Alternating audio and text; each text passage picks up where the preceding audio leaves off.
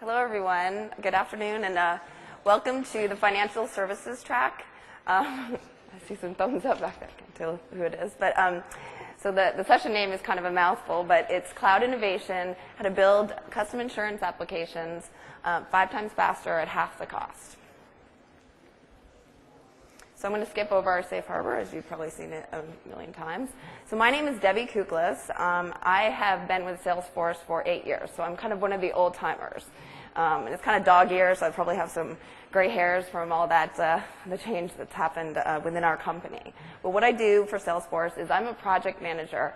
So when companies purchase Salesforce, I help roll out their deployments. And I work with some of our largest enterprise clients. And most recently, I worked with a very large a health insurance provider.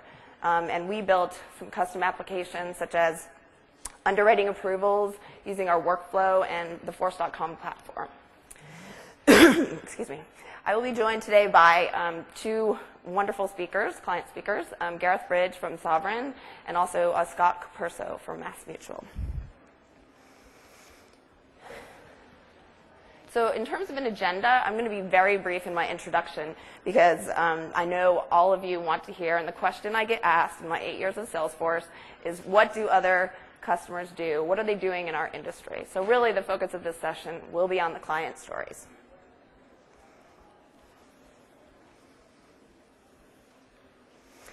So in terms of when I was thinking about doing this session and thinking about innovation and what it means, I happened to see a very funny YouTube video by Jim Cramer. So I don't know, from Mad Money. He was on Conan O'Brien's show, and he was talking about the state of technology today and how we take technology for granted. So I don't know, has anyone seen that YouTube video? No? It's quite funny, so you should Google it.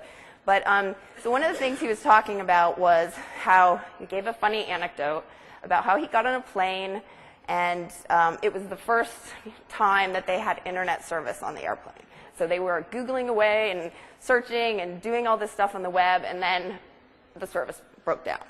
And so the flight attendant got on the intercom and said, "We're really sorry. That's not working." And the person sitting next to Jim was just irate. "This is crap. This is horrible. I can't believe this is happening. You can't Google on, you can't get on the internet on the plane." And Jim was kind of like, this technology was only available 10 seconds ago, and as soon as something becomes available, we're so used to it, it becomes obvious right away. So I was thinking about what this means in terms of Salesforce, and when we talk about the platform and innovation, and because I've been with Salesforce for a long time, really we think, in this Dreamforce, you're hearing a lot about platform as a service and Force.com, but really this wasn't available 2 years ago. This is new. So really, I want you to just kind of think about, as you're going through and hearing all this, this is not something that's just a given. It's obvious. It's really a chance for you to focus on innovation. So as you've heard, we're providing infrastructure, application, and operation services so that you can use your ideas, and you'll see this with our client speakers today, and really begin to innovate.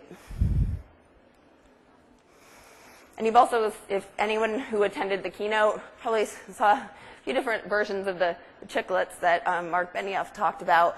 But also, these are some of the things that we're offering you. We're offering clicks.code, the ability to integrate with our API. So really, again, letting you focus on innovation. And one of the things, as this Force.com platform is relatively new, what we're trying to talk to our customers about is how to look. Where do you start? What do you even think about when you're talking about innovating on the platform? So in terms of potentially some applications that you have out there, you have your existing applications, and you also have things that people have ideas about, and that's your application pipeline. So you can take a look at these applications and begin to assess what might be an idea within your organization of an application or business service to move on to the platform. And some of the ideas, kind of the good areas to start, are things, applications that are built on systems that are hard to maintain. You're not able to rapidly deliver capabilities to your users.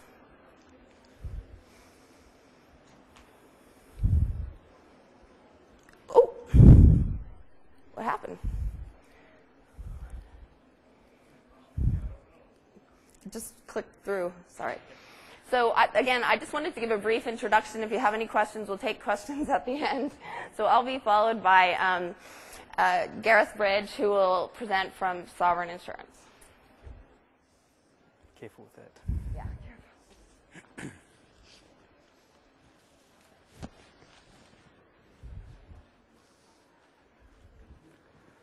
Good afternoon, everybody. My name is Gareth Bridge, and I'll be speaking to you today about what we've done with Salesforce and the Force.com platform at Sovereign Insurance in New Zealand. I'll touch on the business problems Sovereign faced, solutions we came up with, and why we chose Salesforce. Then I'll give you a brief demo of the applications we've built. I'll wrap up with lessons learned and key takeaways.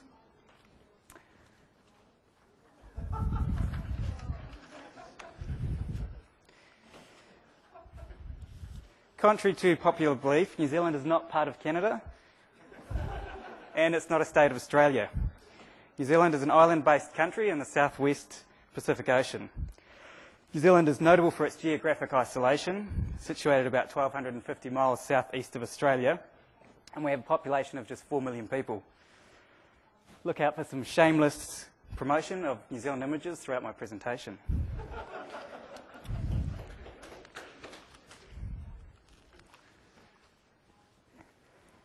Sovereign have grown from a small two-man operation 20 years ago to New Zealand's largest life insurer and non-bank lender. As with many insurance companies, they've grown through amalgamation and acquisition, and they've inherited many computer systems along the way. Products are sold through two main distribution channels, 1,500 independent financial advisors and a bank assurance model. Sovereign's part of the Commonwealth Bank of Australia, Australia's largest lender. Sovereign has a passion for health and well-being.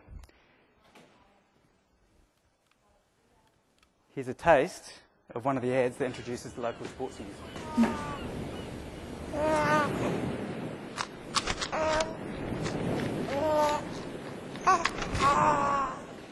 Here's Sport, brought to you by Sovereign. Tony?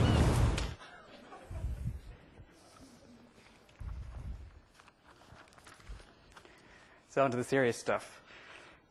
18 months ago, Sovereign faced two major problems. The first was a complex and highly manual claims management process. A number of disparate systems were used, including bespoke internal systems and our good old favourites, Excel and Access. There was a lack of quality reporting and monitoring, meaning opportunities and efficiencies were being missed. These factors culminated in a lack of control and a risk of high impact errors. The second problem was that there was no single source of truth for the financial advisors that sold Sovereign's products. There was a lot of duplication across many different systems. The financial advisors I referred to recently, around 1,500, were actually reflected by 60,000 records in our internal systems. This meant an understanding of any one advisor's true value to Sovereign was very difficult. There was also no central place where conversations with advisors were captured, making relationship management haphazard.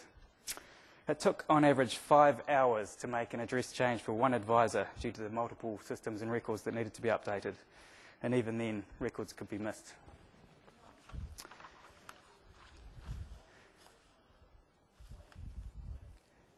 The solution to Sovereign's claim problem was to build one new application on the Salesforce platform. About half of the solution is Salesforce out-of-the-box functionality, using features like workflow, validation, tasks and activities, and dashboards and reports. We've then added custom functionality using Force.com. This includes things like wizards to enforce business process and data capture, and some quite complex claim entitlement calculations, and a payment engine. And on top of it all, we've integrated Salesforce on a real-time basis to our three main systems, our main policy system, customer and document management system. So Sovereign now have one single system that consistently manages and provides reporting on the entire claims management process. This covers all health, death and disability or long-term claims. The second solution we've implemented to solve the advisor problem. We've used Salesforce again as a central repository to create a single source of truth around our advisors. The information captured, where appropriate, is fed back into our existing legacy systems, and the ability of those legacy systems to maintain the advisor information has been deactivated to ensure that single source of truth. Given that, as I mentioned earlier, we had over 60,000 advisor records relating back to about 1,500 actual people, there's been a lot of work around data cleanup and data migration. And again, we've made heavy use of wizards to ensure consistent process, and this time we've integrated to a further 6 sovereign systems. So Sovereign now have a true single source of truth for advisor-related information and a robust process to ensure quality data going forward. So now that we've sorted out our data, phase 2 of this project is currently underway, and we're looking at implementing some of the Salesforce core capabilities around sales, activity, and campaign management. And then we're going to enable that on the BlackBerry platform. So why Salesforce? Given our organisation has a focus on Microsoft technologies, Salesforce was not our original choice. We were actually heading down the path of building a bespoke claims management system when we were introduced to Salesforce by our parent company, CBA. We'd spent 4 weeks building a prototype using this alternative technology, and we presented that to our business sponsor, who was, fair to say, extremely underwhelmed. We spent 4 days building a prototype using Salesforce, and it's fair to say that we blew the business away with what they saw. It met many of their core requirements out of the box and provided a whole lot more for free. And to top it all off, the final compelling reason to go with Salesforce was that our internal software developers could use Force.com to meet the requirements that weren't catered for out of the box by Salesforce. I'll quickly run you through the approach of our claims management project, which is complete. We broke the project into 3 stages, focusing on the generic design and integration up front. So step 1 took us quite a long time, but that involved a lot of data cleanup and business requirements gathering. So the second 2 stages were quite quick, as you can see, 4 months a pop, so the business were blown away at the speed at which we were able to deliver those subsequent phases, and that was because we'd built that core chassis, if you like, in the first phase. We ran the project using the Scrum Agile development methodology, which obviously Salesforce is well suited to.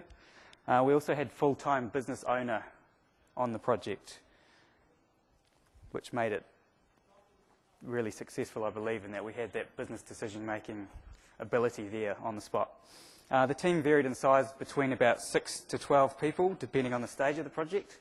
I think at any one time we had a maximum of 3 Salesforce developers. So that really proves that you do not need a big team to achieve great things. Woohoo.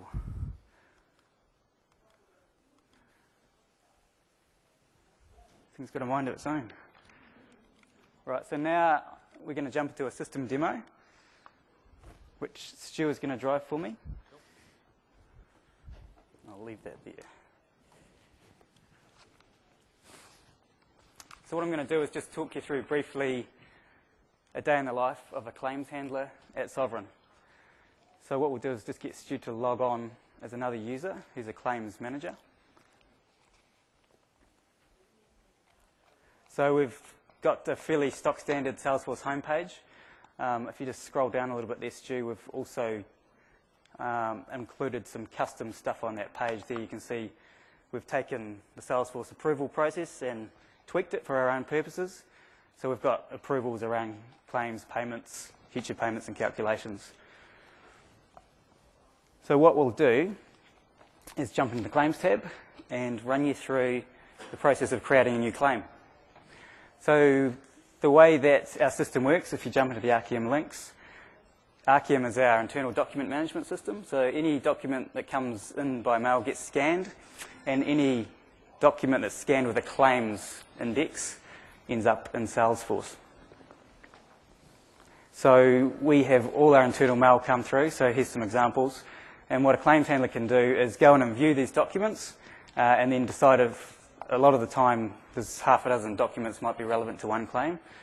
So we proceed with creating a claim by using these documents as the base. First step in the claim is obviously to figure out who the claimant is. And then what we do here is a search which goes back real time to our internal customer system at Sovereign. And in this case, we're going to use myself as the example. So this is going via our middleware platform, and you can see there that took about 3 seconds. So we found the person that we want, the G-Bridge, and in this case it's myself at the top of the list. And what we're doing now is calling back again to that internal system and taking a copy of all of my client, policy and benefit information. And as you can see at the top there, I've been killed off in many interesting ways over the last few weeks. I think it's bad karma. The wisdom teeth incident was particularly painful. So this screen just jumps through the advisor who are related to the client. If we want to, we can set the advisor involvement to high. That will automatically trigger off an email or a letter to that advisor. In this case, we don't want to do that, so we carry on through. Capture some basic information about the person who's notifying the claim. So generally, if I've died, I'm not notifying the insurance company about my claim. My good mate, Stu, who can't spell to save himself. And at this point, we just pick up some basic information about how I met my death. And I've had another unfortunate incident. So obviously this information is very useful for reporting, and the actuaries love this kind of stuff. So final summary screen, you can go back and review the information that you've inputted and edit it if you want to. In this case, we're pretty happy with this information we've captured, and we'll just save that. So what we've done there is a very quick, consistent way of capturing information that used to be input to a various number of systems, including spreadsheets. So we've now got consistent information that can be reported on. So that's probably about 10% of the claims process. So what we do is just quickly jump you through what we've created. So we now have a claim record with a lot of information associated to it, as you can see there. So instead of scrolling forever, what we did was implement the tabs across the top of the screen. So you can jump in and see the information you're after at a click of a button. So we've got things like the applicable policies relating to this claim, which the system automatically figured out because I had that type of policy that was applicable to a death claim. We've got the related claims list. So again, this has been a big benefit. In the past, people would actually often notify claims on different systems at the same time and potentially load duplicate claims. So this is a quick warning. And the Documents tab links those initial documents that we triggered the claim off with. So at any one time, you can see any physical images of documents that are applicable to this claim. And again, that goes off through our middleware platform. So the documents are not actually stored on Salesforce. Payments is obviously a key area. So we've built this piece out, and this is probably the most complex area. A death claim is relatively simple, so I thought showing you this example would be the simplest. So in this case, we decided that we will pay some money out on this claim. So this is, because there could be a time lag between when we set up the claim, this is going off to the policy systems just to calculate the exact amount that I'm actually allowed to claim on. And it'll pull that through and allow me to make a payment on the claim. So because the details for me were pulled back from that original customer system, we've got all my bank account details there. And now it's up to Stu and his infinite wisdom to decide how much money I will be paid today. I prefer the top one, actually, Stu.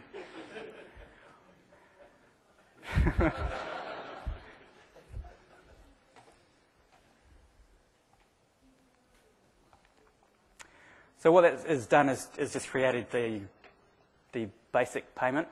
There's an approval process, actually a two-stage approval process that we've implemented, and depending on the amount and the type of claim, that will go through to a manager for approval.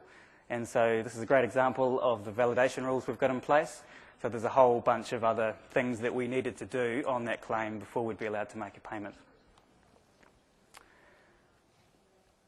So the last piece that we'll touch on in terms of the claims system are just the dashboards that we've put in place.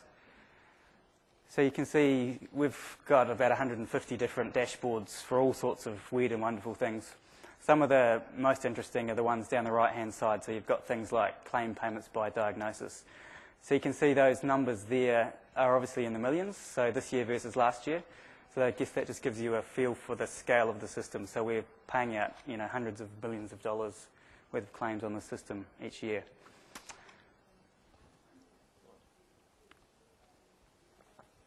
So what we'll do now is have a look at the second part of the solution. So I talked to you earlier about the advisor management problem.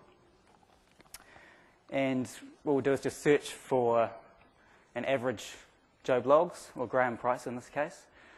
And what it will return is a bunch of different records from across our 6 different legacy systems. So we did a one-off data migration of all those 60,000 records into Salesforce, where we now store them locally. So we can see that there are a total of 40 or so records actually relating to Graham Price that have been set up over the last 30 years. So if we click into any one of those, we can actually see a whole lot of interesting information about Graham Price. And again, we've actually implemented a tab type system, as the business were particularly keen on being able to see the information relevant to them at any given point in time. The really interesting thing here is that we've also built the integration back to our source systems, which I'll show you in a minute. So very briefly, again, you can see we've got a number of tabs across the top. If you jump into the People tab there, Stu, this just illustrates we've used the person account concept in Salesforce, which means that this one person, Graham Price, we can now look at him and all of his 47 roles and all the business that he does with Sovereign, and we can manage him appropriately.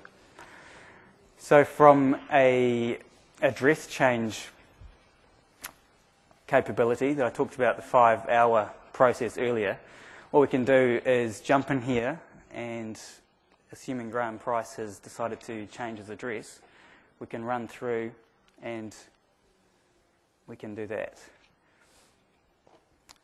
We've got again an integration component here where we're doing a call out to a New Zealand Postal Service validation. So we can actually check that the address has got the right postal code. And what that does for us is, if we meet a certain percentage of addresses in the right format, the company actually get a discount on their postal. So we've found the right one, it's given us the right postcode. Looks like Stu's place. And now what we can do is actually run through and decide which of the 49 accounts we want to apply this change to. So you can deselect the ones you don't want. In this case, that probably looks good.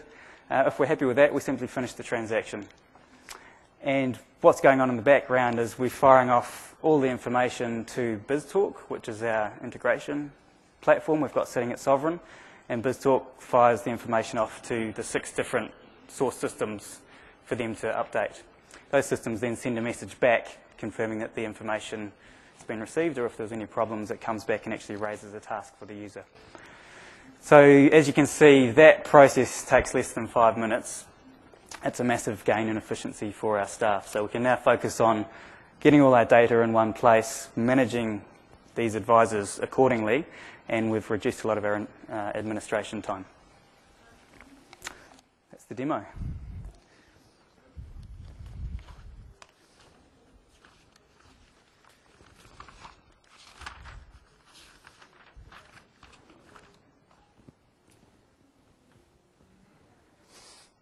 So lessons learnt. Firstly, Salesforce offers so many options and so much flexibility. You really can consider Salesforce for many different business processes, as you've seen here today. We would have never thought claims management. Secondly, I'd recommend getting Salesforce expertise on board early to make sure you're getting the most out of the platform. There's so many features within Salesforce and also available on the App Exchange that you really don't want to be developing custom code unless you have to. Thirdly, Agile worked really well for us. So whatever flavour of Agile you like. As I mentioned, we used Scrum. It worked really well. But just due to the ability to rapidly build and deploy and get immediate feedback from users, that massively de-risked the projects for us. Fourthly, I'd recommend getting your internet infrastructure sorted out. So we had some issues early on with our corporate network things like internet bandwidth, proxy servers, that sort of thing. So if I had my time again, I'd definitely get that sorted up front. And finally, when building and deploying on Salesforce, I'd recommend aligning your releases to Salesforce major releases. We got bitten by planning some critical project milestones during Salesforce releases.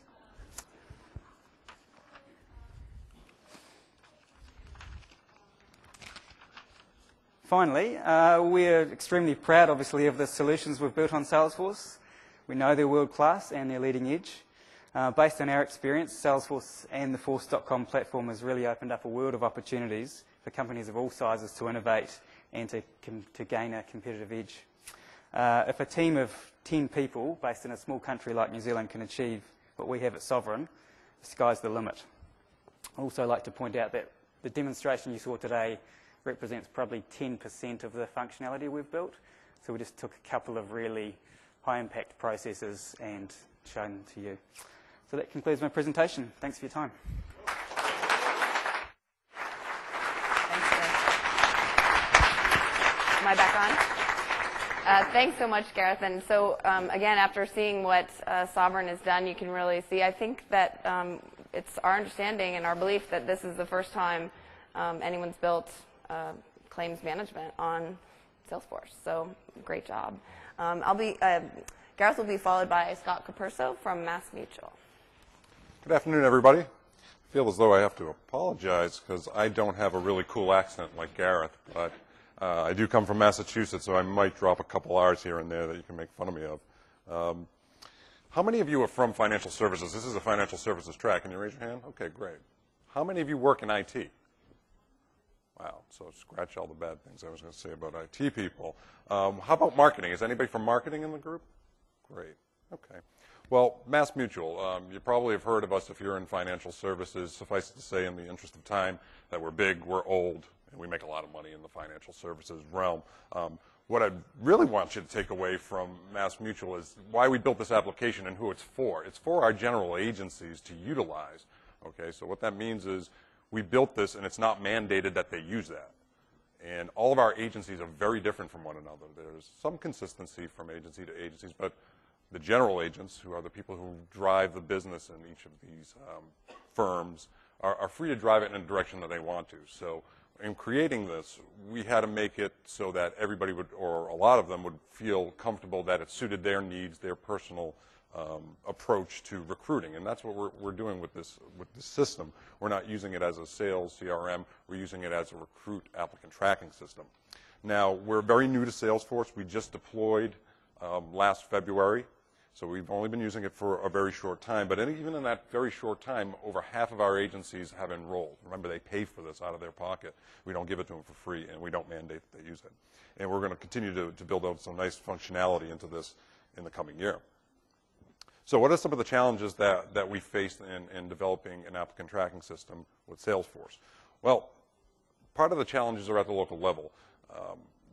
We find it unacceptable that we can't tell where our people come from. So we rely on our agencies to tell us where other people come from.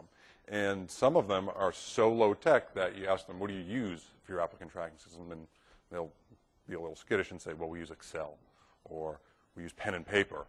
And even some of them even don't use anything at all. So what is it that's important to us? Because we're considering ourselves an industry leader, and there are industry firms that help guide companies to say how many names to get you a contract or a hire from these sources, that's not real meaningful at the local level to our general agents. They only care about what's happening in their own agency. So we need to make a process that's very robust and indispensable so they'll buy it from us. The other challenge is really our own internal IT folks. Okay, in a large company like MassMutual and probably like yourselves, things take an awful lot of time to get done on the IT front. I think that's kind of an understatement in a lot of instances. And the other challenge is, what's the cost? What would it cost for us to build it ourselves inside versus go to a company like Salesforce to help us build that? So what did we want? We wanted an applicant tracking system, as I said, but we also wanted a stay-in-touch tool. We wanted to be able to drip campaign to candidates and also leads within our system to stay in touch with them, keep them engaged in the recruiting and the selection process. In financial services, in particular to our organization, the hiring process, the contracting process is very protracted. It can be anywhere from 60 to 90 days to get somebody from a name generation to be aboard with us. So we want to stay in touch with these people. We want to make sure that they stay engaged in the process. Also, the valuable reports. We wanted the agencies to really analyze where their people were coming from, what was their return on investment for recruiting within particular sources. And the last point here you see on the screen was really a point of druthers. We really wanted to create a virtual environment where they could give feedback to us on how to improve the system, but also have a blog, wiki-style place where they could go and collaborate with one another. It was a long-standing request from our agents to have that sort of functionality, but compliance really gets wigged out about any type of opinions or anything that's out there in the public domain. So the likelihood that we would have a public-facing blog just wasn't going to happen. Now, we actually looked at about 40 vendors to figure out who was going to help us do this. And most of the vendors were really good at doing one of the four things there. None of them really could give us all of them, with the exception, of course, Salesforce, which is why we're here today. So let's talk about the applicant tracking system there. We talked a little bit about why we wanted to be able to determine our ratios for recruiting. What does the candidate pipeline look like? This was built entirely from the perspective of think of a Monday morning accountability meeting at an agency where the general agent sits there and goes, okay, folks, where are we in terms of recruiting? It's driven from that entire statement. And we wanted to make our recruiters look like superstars to be able to export their data to Excel and generate reports to show them exactly where any candidate was at any given point. Also would allow anybody who had a license to poke their head into the system and see exactly where a candidate was. Has their second interview been scheduled? Have they done their online assessments yet? So there's a lot of date milestones that you'll see when I get into the actual system itself. So the Stay in Touch system. We wanted to stay in touch and do drip marketing campaigns. We also wanted to be able to upload some of our collateral into the system so they could send it out. The problem with that, thank you very much, is that in companies the size of MassMutual, and probably your own, are you always aware of all other IT platforms and systems that are going on and being deployed in your organization? I'm not. So the problem here is you could literally get obsoleted by another system that doesn't contain the same functionality that you need. So what was really interesting about Salesforce, what really made it a aha moment for us, is that the system was agile enough, it was flexible enough, so that if there was a competing system, and guess what? There is another competing platform at MassMutual. It's called Direct Connect, and this allows our recruiters and also our agents to utilize direct mail and email campaigns. So we knew that at some point there was an intersection point coming, and there was going to be a big freight train if we could not figure out a way to have our applicant tracking system either dovetail or point to this new system. So it ends up being a little bit of a direct conflict with the Salesforce system for the Stay in Touch module at least, but we still clearly needed the applicant tracking. So why did we select Salesforce? Clearly, time to market was measured in months. I mean, the title of this is at half the cost. The title of this session is a pure joke. It really is. Half the cost? This would have cost us 4 times what we paid Salesforce to develop this for us. That's no word of a lie. In terms of time, from the time we sat down and started talking with Salesforce to deployment, it was the same year. It was 8 months. And it took that long because that was mostly our fault. We couldn't get out of our own way fast enough to have these guys help us do the job. Interesting thing about IT project at MassMutual is that you can't have the bright idea and then go execute the same year. You have to bucket the money this year for next year's project. So that was problematic because we needed it as soon as possible. So that kind of was one of the nails in the coffin to let our internal people do it. The scalability of the system, it can be what you need it to be. It's built from the ground up, and it helps you customize exactly what you're looking to do. One other thing is that if you're going to be a vendor of MassMutual, this is kind of an explanation as to why it took 8 months. We go through a vendor risk assessment. You guys, any of you do that? Yeah, which is basically a blessing from our internal information security, our legal, our compliance, the whole axis of evil there to bless a vendor to actually do business with us. Oops, I think I went backwards there. So, when Congress passes laws quicker than we can execute project in-house, you know office bureaucracy rules. That picture on the right is the Big Dig from Massachusetts. And those of you who are familiar with the Big Dig know it as the most costly construction project in the universe. My greatest fear in deploying this was that this was going to be a mini Big Dig for me. And so any opportunity I had to look at external vendors to help us do that, I was going to do. My choices were to work with our internal forces to get this done, or in opposition to it, to go through them or around them. And essentially working with Salesforce was an end around to the challenges of getting this done in a timely fashion and also in a manner that didn't cost us an arm and a leg. Committee after committee to approve this. It's mind-numbing. There are committees that oversee committees to tell you no. Okay, and that's essentially what happens here. The perspective is that they tell you no because they work within confines and parameters that are set up for them through no fault of their own, instead of saying yes with contingency, which is really what we were looking for, but never came. So let's take a look at the internal works. I didn't have a demo set up for you. I just did some screen captures. One of the major things we were looking for with sourcing for the applicant tracking system is in the little red circle there. And again, we're challenged by working with 89, 90 agencies who all have different sources. They all recruit different types of people. So I had to build something that was usable by everybody. So you see a source drop-down menu there where you see recruit sources like advertising, college recruiting, internet recruiting, referrals. And if you poll agencies and ask them where do you people come from, those are the typical answers you get. Well, this person came from a referral, or this person came from the internet. And that's kind of where it ends. What we really wanted to allow them to do is really take a granular look at where their people came from. So in addition to clicking on the recruit source drop-down, we ask them to do a subsequent selection. So if it's referral, well, who's the referral by? Is it from another agent? Is it from a client? Is it from a center of influence?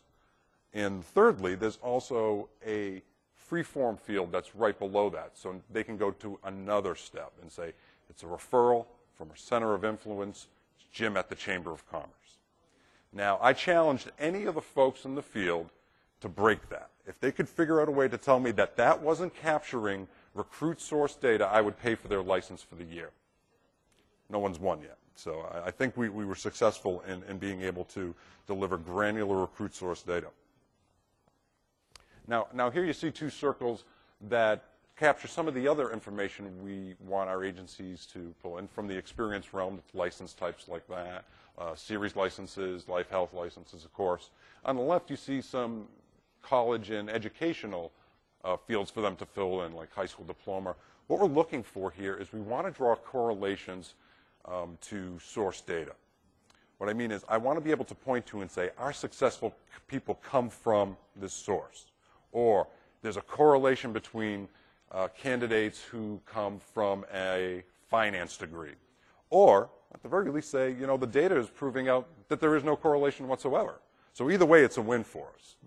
Either we ascertain some great information that we can use, or we can say, you know what, it's not helpful at all to try to slice and dice it that way because it's meaningless.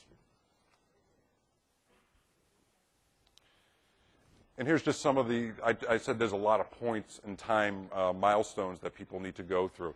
So, you know, did they get their licenses? Did they set up their second interview? Did they go through their assessments, their psychological assessments for the thing? And this is all captured out. And it's a very long flow of information.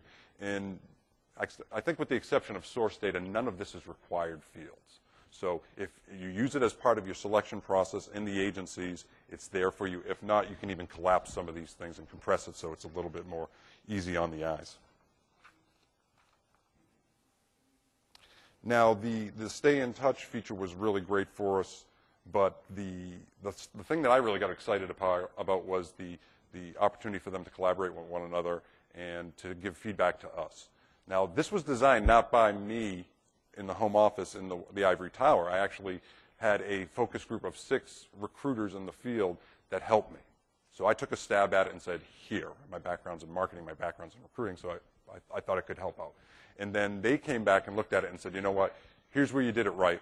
Here's sections where you totally missed the ball. And by the way, you forgot these 4 things, which was invaluable to putting it out there and have it be something that they could use.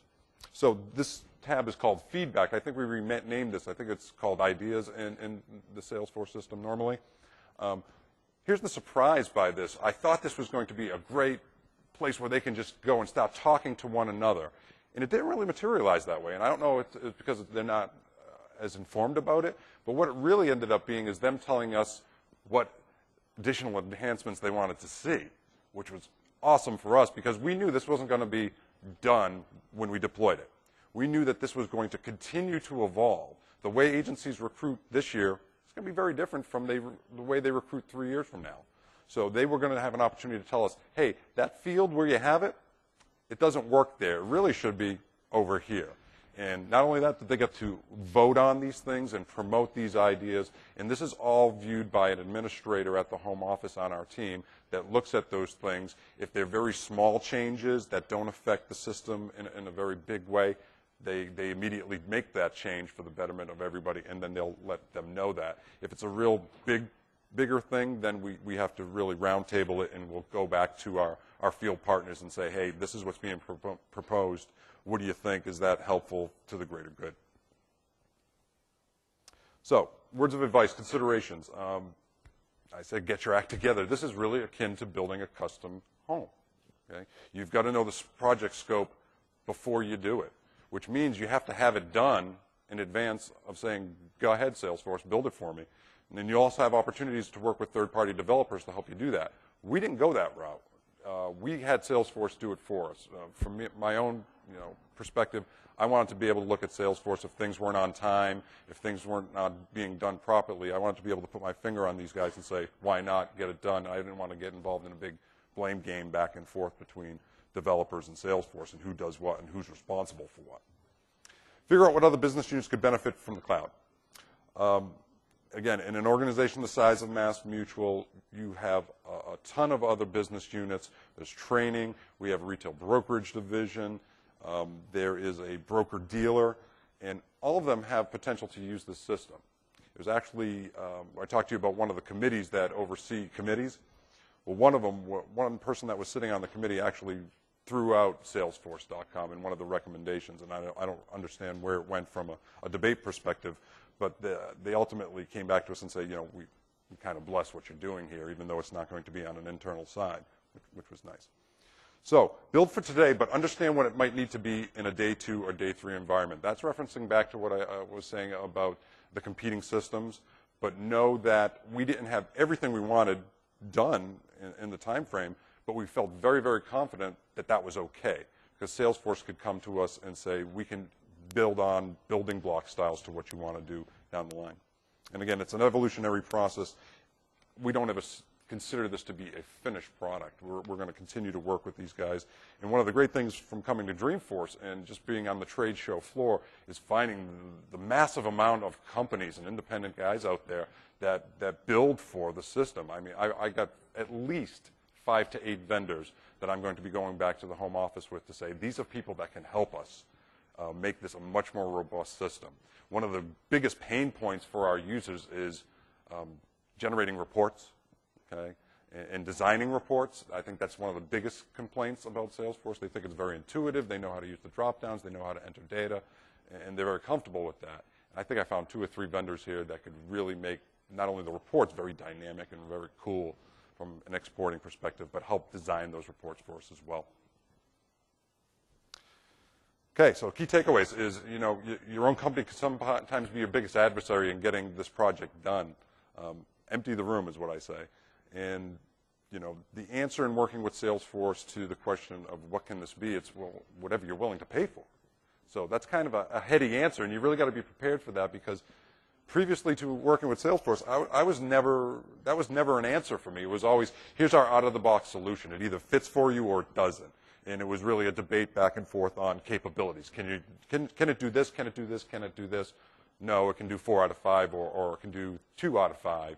And then you'd have to evaluate and say, okay, is that worth it to pay for? With the Salesforce guys, it's always whatever you need it to be is what we'll make it be.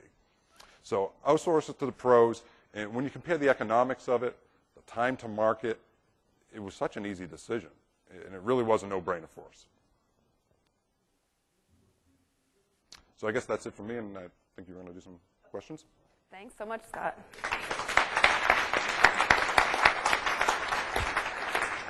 So just want to remind you, there is an online survey. It's at the front of the North building. But right now, we'll take question and answers. And hopefully we can answer them. Anyone have questions? Do you want to step up to the mic?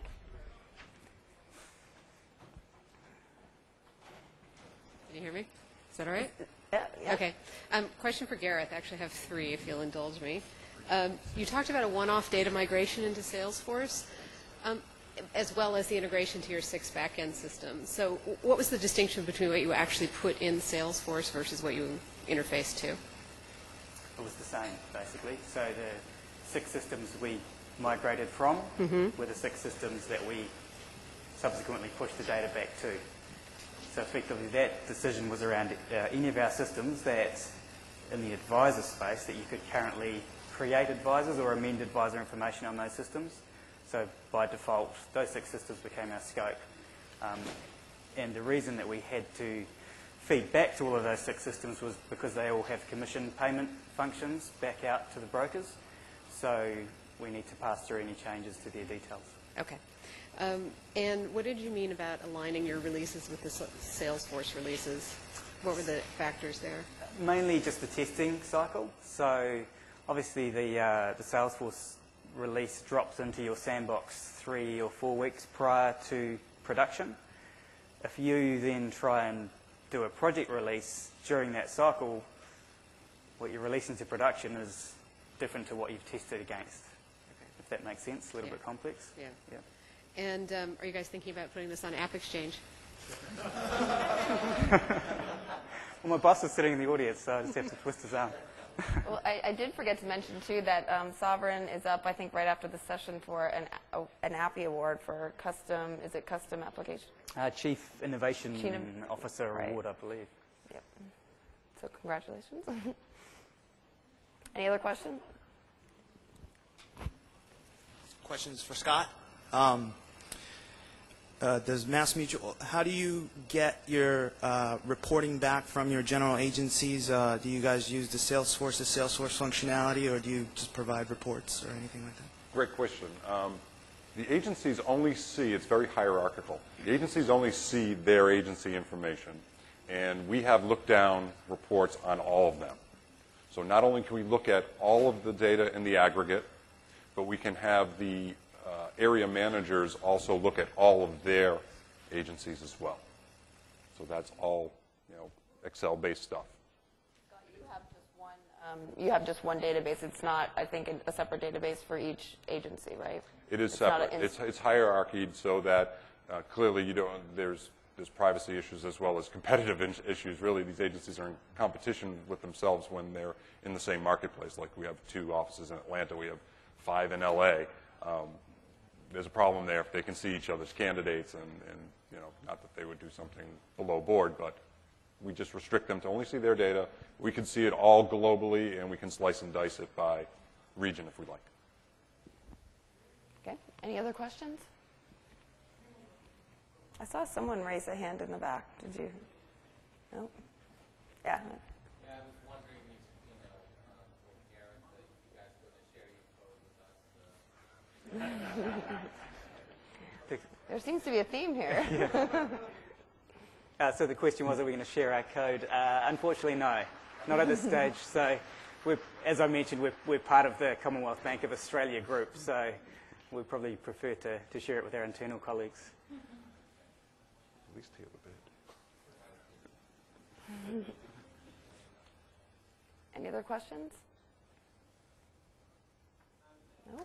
Quiet group.